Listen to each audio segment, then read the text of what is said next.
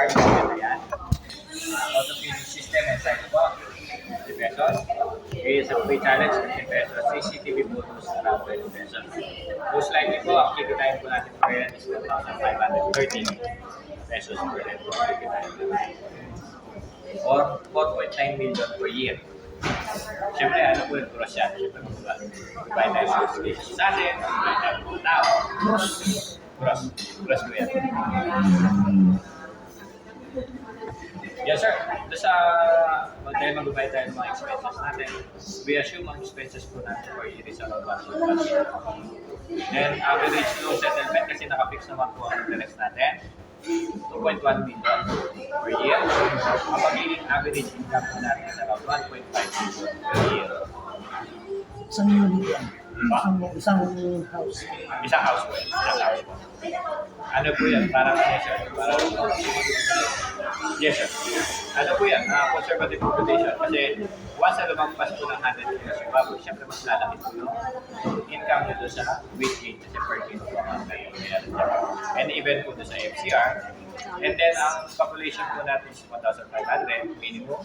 Pag nakita po namin na maganda na pag-aalaga ninyo, we can increase po yung population up to 1,700. Pwede siyang madagdagan. Yes po. Pero this one po, dahil we're presenting ako yung conservative, para hindi naman po masyadong over-promising yung project. At baka kami po ang balikan nyo at sasayin nyo. At least po, with this amount po, with this figure po, we're very confident na kaya po achievable. And ano po yan, on the actual, kaya-kaya pong i-target yan. Hindi po kami masisisi na hindi po kayo tatawag sa tayo. Ngayon po, siyempre pag nagtayo ka po sa around 1.5 million and then lalabas na po is pabili na lupa. Most likely parang passive income. Pero if you will build, siyempre, time po. Depende po.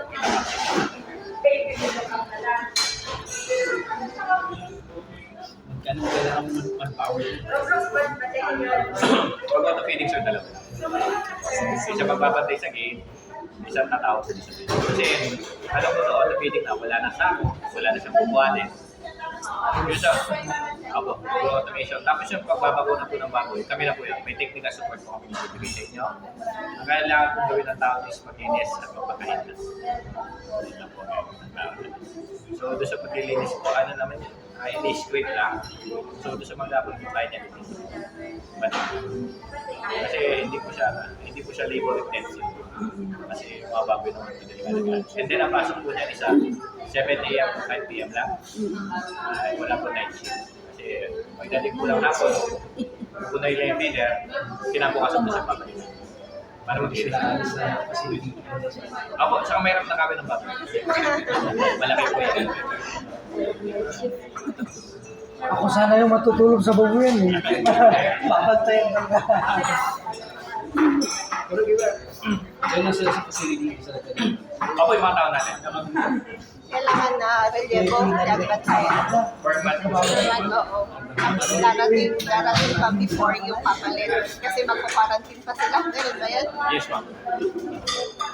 Pero ano po, ang ginagawa natin, dahil yung mga tao natin sa farm, aware naman na sila sa ganito setup. Binibigyan na sila ng incentives para straight after harvest, doon na sila. Pero mapilit sila, hindi naman sila. Kaya di kailangan single. Nahirap yung trabaho natin nun eh. Yung trabaho. Kasi quarantine, nasa labas, quarantine.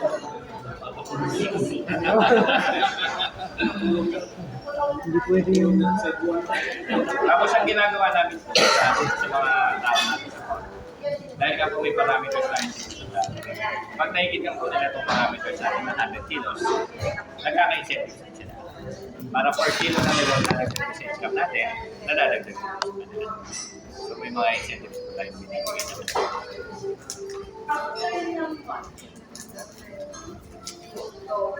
So yung 100 kilos natin sir, kahit mag-exit pa yan. Mag-exit po yan. Right now po. Walang overweight, walang... Wala po. Walang reject. Oo. Met dito sa mga alaga mo yung 200. So the more na dapat patabayin mo siya. Yes po yan. Kada 3% ng mortality. Kailangan anong taman, huwag lang matay. Kami po, di mo galing pagpapagal naman dawan.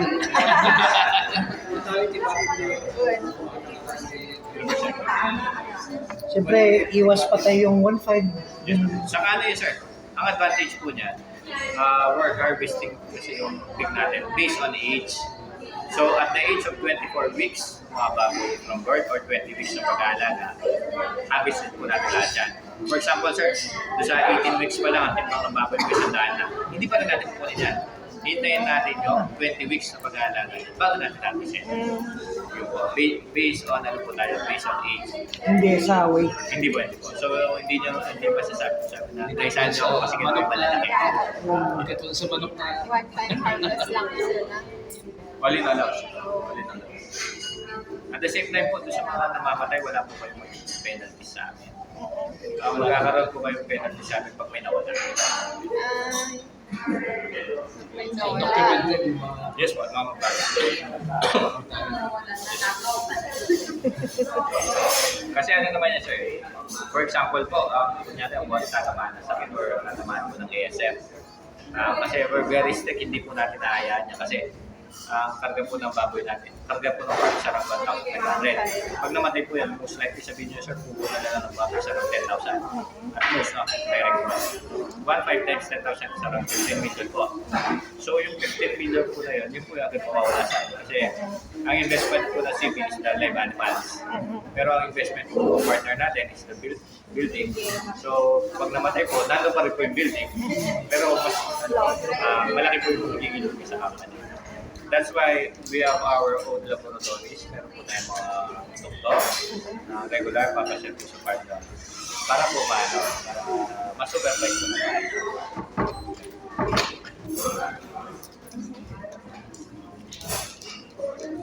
So, doon sa management naman po, we're very confident. Wala po kayo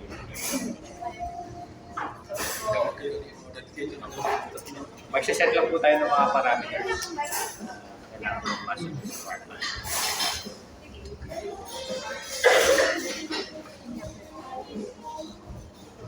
yung pag nakakasti. Wala akong question dun, sir. Yung area ang pinaisip ko. Maganda sir, Yung siguro. area ang iniisip ko. Maganda siguro sir, kung kaya po. Kung ilan man po kayo, mag-single location lang. Kung maaari. Opo, tapos ang most likely lang po, tigay sa isa kayo building. Kaya mayari mo Si tigay. Uncle Makata 28 at si 20 Yun, hectares. Hanggang kagulpi ka, di 20 hectares, so ibigay mo ko niya. Kung kagulpi ka, di 20 hectares, ibigay mo ko niya. Ano yun sir, para isa na nila sa permit. So, yun lang. Makalis tayo kay AJ somewhere, AJ ko eh. Mas best na po yung permit. Tapos po yung lupa, ipangalan na lang sa korporasyon. Tapos po yung mga individual borrowers, yun nagre-rent na lang po sa corporation. At least po, isa lang may-ari na lupa. Hindi po siya. Ang importante Ito tayo magkakabak. Kung ang pura inaral lang sa ginupi. May mga nga makapagod sa akin yung pura.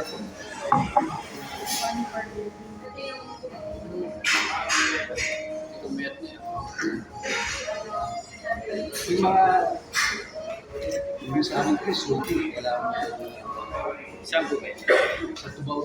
Ano ba? Hindi na po. Pero malayo sa pwede siya. Kaya nasa sa bunod eh. Para mas malayo. Mas maganda siya, mas malayo. Pag wala tayo. Mas importante makakapag mga sakit. Actually, pag nakaka-feeding ka sir, ay, 10-wheeler. Ngayon sir, pag sloopy talaga siya na hindi kaya, mag-manual feeding tayo para huwag na lang makakaya. Pero case to case Di kalsada i-adjust mo. Meron. Di kalsada i-adjust mo itong makapasok dito ngayon. 10-wheeler. Yung size ng building. Ang size po ng building is around 30 by 68 meters na. 30 meters po yung lapan, 68 meters. Yung facility yung pati yung living area. Doon sa building, doon sa big building po. Hindi, yung Ay, Yung pinagitong pagganito. Yung 1 hectare is 1 building, sabi niyo kanina. ay, yung ano, Ay, doon na lahat yun. Wait, set up. Yung silo, yung mga... Ayan siya. Ganito lang po. Meron tayong building, may biogas na tayo, may dormitory tayo, may laguna. And then, hindi naman po kasi natin ma-putyog talaga yung 1 hectare. Pwede pa kayo magtanim sa between spaces. Lahat yan. 68,000. Ito lang po. Ayan lang. Ito lang po. Sa bagay. Sa baboy. Tapos, medyo modular na yung mga ibang ngayon sa akin. Ito sir, yan po. Depende po sa magiging shape ng property. Susunod lang po. Doon ako yan. Saan yung parang quarter area nila yan? Ito sir. Ayan.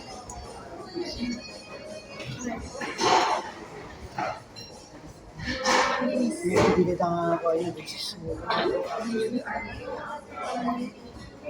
so, 2 hectares, stop lang. Yeah, Or no, ano, mas masik din yung mag-lesson din quarters mo. May isa eh. Medyo lima ako mayunit. Pero sir, parang yung sa isang particular area na yan talagang kailangan, marami silang tubig. Duma. yes ma'am, dapat po. May volume, Dapat may source sila ng Wait, tubig. kukuha tayong groundwater. Groundwater. Kasi ma'am, aside po doon sa pang-inom, po natin, pang-inis. Ito natin po kasi nami-maintain mo. Linis na siya. Kasi ma'am, pag walang tubig, syempre, may hirapan po. Diba sir, yung panlinis niya at saka may hahalo na May chlorinator po tayo. Chlorine lang sir, ang pangalan. Pang-inom ng bago. pati yung pangligo ng tao meron. Yes po, disinfectant. Saan naman siya? Malinis piman kaya nag-iagbantay dito. Pinanabang Malinis. bakuna siguro. Healthy. Sa kahit naman yun, kulong di. Yan na. Kaya na magpakulong ka. Sa kaadit yung pakulong ba yung katik banday di... Pag-asong timay sa rotation na rin. Kasama mo lang di mo pang hindi may isang cycle yun. May sa alagaan. May sa... Pero kung gusto niya siya, kumuha kayo ng reliever na isa. Siya yung taga-day off ng Oo, mga kasi mahirap yun eh, 5 months. Siya yung taga-day off ng mga tao. Ayun, daligat mo ko naman, dito sa uli 5 months. Nakabalor din dyan. Kasama lang natin yung reliever na... Parang ang prison.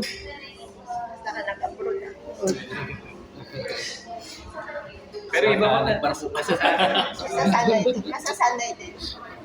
Masasanay sana. Masasanay Kasi siya. kahit di nasa huli mo, Pili niya. bago yung tika na sa Mahilig mag-isa. Doon ka na. mahilig mo isa.